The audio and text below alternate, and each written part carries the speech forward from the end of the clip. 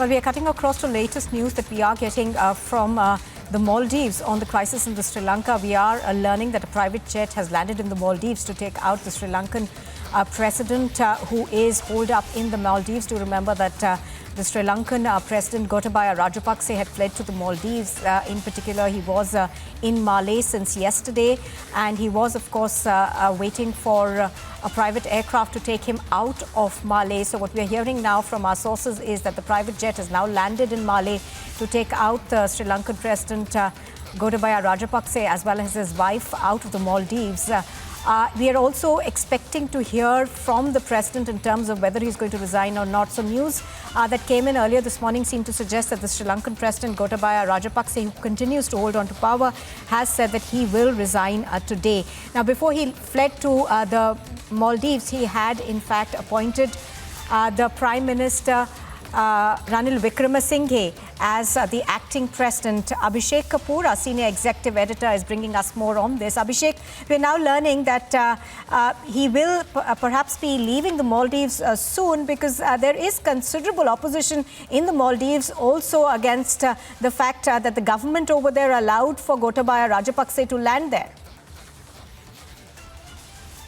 Well, yes, in fact, we had seen a Maldivian opposition party, in fact, summoning or writing a letter to the speaker and asking who and why the escape of Gotabaya Rajapaksa has been facilitated, and subsequent to which we saw moves to evacuate Gotabaya further and take him to Singapore. And that's why this arrangement of a special flight. Remember, his escape from Sri Lanka was facilitated by the fact that as president, he continues to be the commander-in-chief of the armed forces. Also the fact that during the fight with the LTTE for all the period, Gotabaya was the defense minister at that time when his brother Mahinda was serving his first term as president.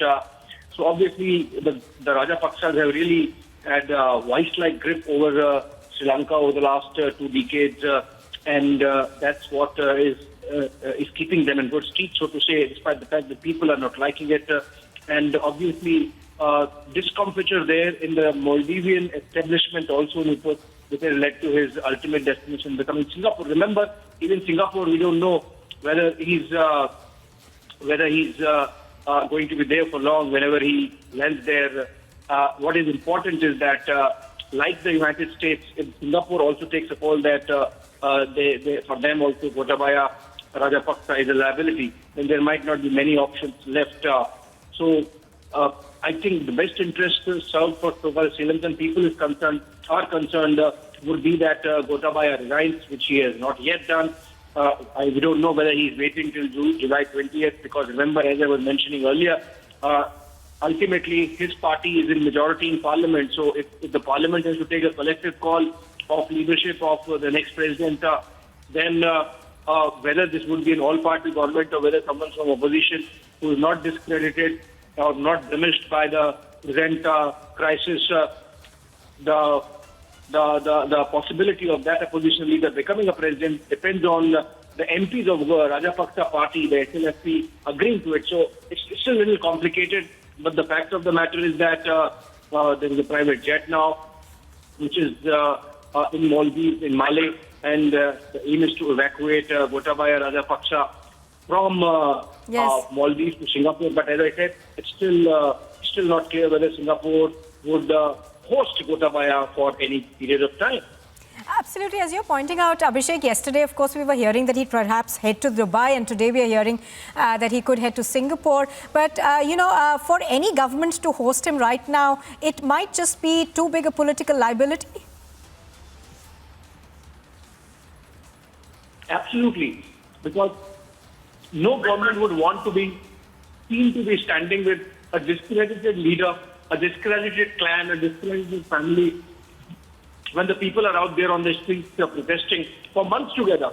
So obviously, it's still unclear whether Gotabaya, though a jet has been arranged, whether he has managed to get a word from the Singapore establishment. Remember, it's not just about someone getting a week offhand. In this situation, it would be a call taken at the highest level of the government. So whether Singapore has agreed to host him immediately just to avoid a crisis spill over into Maldives, because remember there are tough positions that have been taken by political parties in Maldives.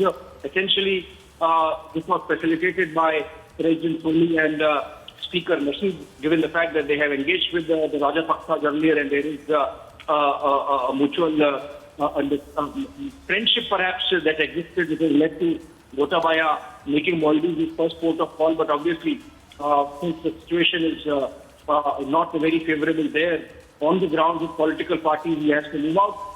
Singapore, it will have to be seen for how long they can put someone as discredited as Gotabaya Rajapaksa.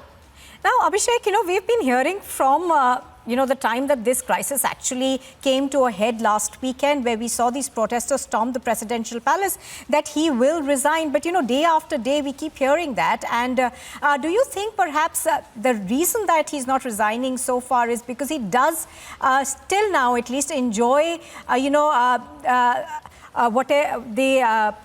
essentially the powers that head of state has with him? So in that sense, he enjoys, in that sense, he enjoys the power of not being prosecuted. Abhishek Kapoor, thank you for joining us. For the moment, so what we are hearing right now is that Gotabaya Rajapaksa is still in the Maldives.